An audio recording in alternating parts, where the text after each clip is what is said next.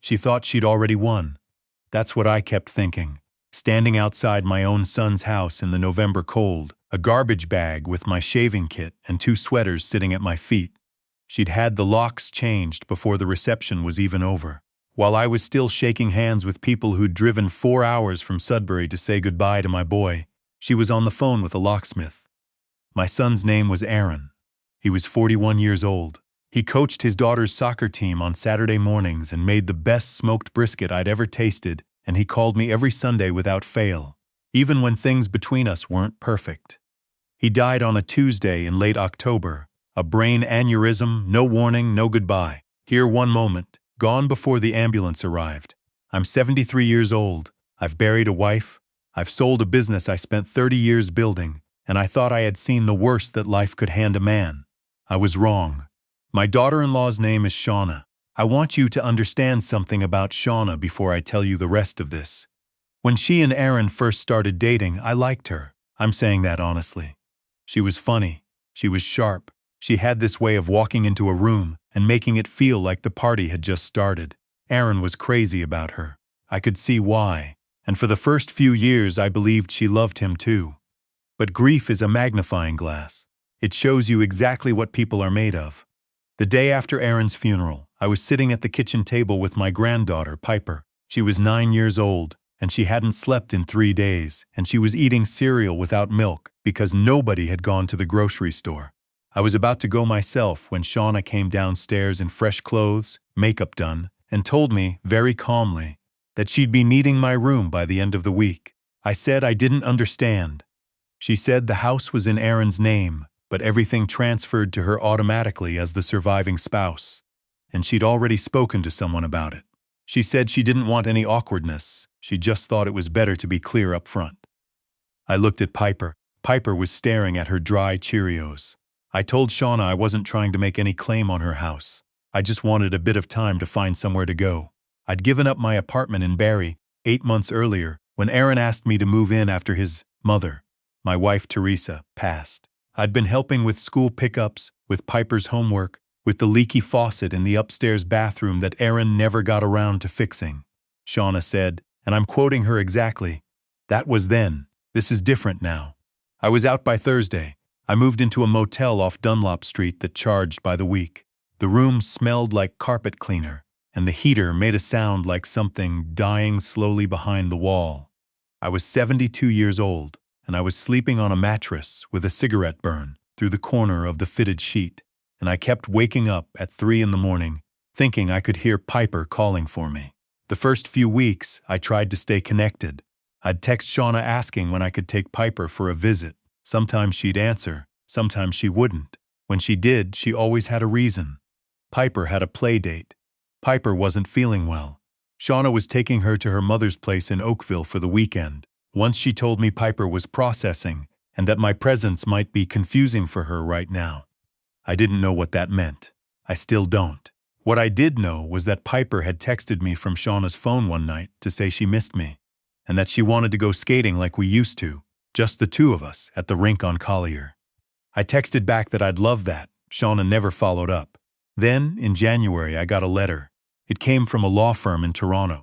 It was 3 pages long, and it said, in very careful legal language, that I had no standing as a grandparent to make any claims against the estate of Aaron Whitfield, that Shauna Whitfield was the sole heir and executor, and that any further attempts to make contact regarding finances, property, or assets would be met with legal action.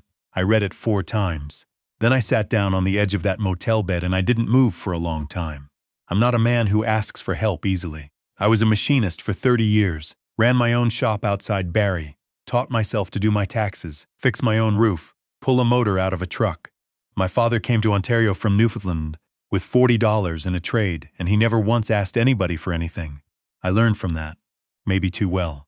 But I had a brother-in-law, Teresa's younger brother, a man named Walt, who'd been a paralegal for most of his career before he retired to Penetanguishene. I drove out there on a Saturday in February, roads still icy, and I showed him the letter.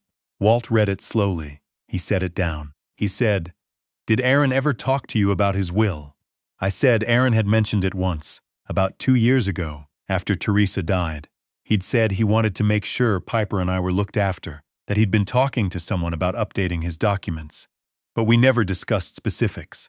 I didn't want to be that kind of father, the kind who's always asking about what he's going to inherit. Walt said, "Do you know who Aaron used for estate planning?" I didn't, but I had a box. When I'd cleared out my room at Aaron's house, I'd grabbed everything that was mine. In the rush, I'd also grabbed a shoebox from the shelf in the closet we used to share. Aaron's old closet, where he'd kept tax stuff, warranty cards, the manual for the dishwasher. I hadn't opened it. I'd just thrown it in with my things. I went to my car and I brought it in and we opened it on Walt's kitchen table. Inside there were receipts, an expired passport, a photograph of Aaron and me at a Blue Jays game in 2019. "He's laughing at something," I said. "I don't remember what," and he looked so completely, perfectly alive, and at the bottom, a business card. Hartman and Ossie, Estate Planning, an office on Bay Street. Walt looked at the card. He looked at me. He said, "I think you need to make a call on Monday." I called. The receptionist was polite. She asked for Aaron's full name, date of birth, date of death. She put me on hold for 4 minutes, and then she came back and said someone would be in touch. The someone who got in touch was a man named Quentin Hartman. He was, I'd later learn, one of the founding partners of the firm. He called me on a Wednesday evening, which surprised me. He said he'd been expecting to hear from someone in the family. He said there was a matter he'd been waiting to address, and that he'd need me to come in person, with identification. I drove to Toronto the following Monday. The office was on the 34th floor. Nice place. Thick carpet, the kind that swallows sound. Quentin Hartman was a tall man in his 60s, unhurried, with the careful manner of someone who has spent decades navigating other people's worst moments. He shook my hand and he said he was sorry about my son, and it didn't sound like something he was saying because he was supposed to. He sat me down and he said, "Your son came to us 18 months ago. He updated his will at that time. There were some specific provisions he asked us to hold in sealed form until the estate settlement proceedings were concluded." I said I didn't understand what that meant. He said, "It means your son anticipated that the settlement process might be contested. He took steps to protect certain interests. Those steps are now relevant." He slid a document across the table. I want to describe what it felt like to read that document. Not the legal language, which I mostly didn't understand, but the parts between the lines. Aaron knew. He knew things were wrong in that marriage. He'd known for a while. He'd been quiet about it. That was his way. Always had been. But he'd gone to a lawyer and he'd laid out very specific instructions for what was to happen if he died. There was a trust, set up 18 months ago, holding the investment account Aaron had been building since his late 20s, his RRSP, his TFSA, funds from the sale of a rental property he'd owned in Innisfil. The trust was in my name, jointly with Piper's name, with Quentin Hartman's firm as administrator until Piper turned 25. Shauna got the house. She got the car. She got the joint checking account, which by then had very little in it, because Aaron had been quietly moving funds for over a year. She got everything she'd been counting on. But the amount in that trust was just over $800,000. I sat in that office, and I didn't speak for a long time. Quentin Hartman waited. He was good at waiting. I finally said, "Did she know about this?" He said, "She did not, and she will be informed this week, as part of the formal estate process." I drove home on the 400, and I pulled off at a rest stop outside Bradford, and I sat in the parking lot for 20 minutes. I wasn't crying exactly. It was something else. It was like hearing someone's voice on a voicemail you didn't know they'd left. My son had been protecting us, even while he was alive, even while I didn't know I needed protecting. The call came from Shauna, 3 days after she was notified. She didn't start with hello. She said, "You knew about this." I said I hadn't known anything until 10 days ago. She said that wasn't possible, that I must have been in on it, that Aaron would never have done something like this without telling me. Her voice had a pitch to it I hadn't heard before, something that might have been panic dressed up as anger. I told her I was sorry she was upset. She said, "You're going to hear from my lawyer." She did contact her lawyer. Her lawyer contacted Quentin Hartman. From what I understood, there was a period of several weeks in which various letters went back and forth, and then it went quiet. Because the trust was airtight. Aaron had been deliberate and thorough, and Quentin Hartman had been doing this for 30 years. There was nothing to contest. What happened next I didn't plan.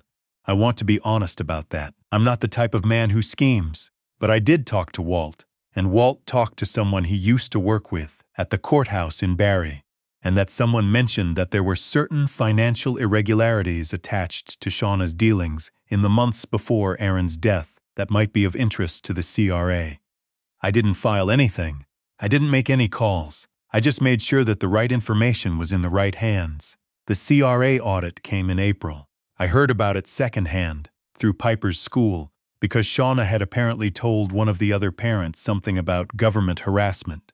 The man Shauna had been seeing, and yes, there was a man, had been for at least 2 years, a colleague from her office named Troy, apparently disappeared very quickly once the audit became public knowledge.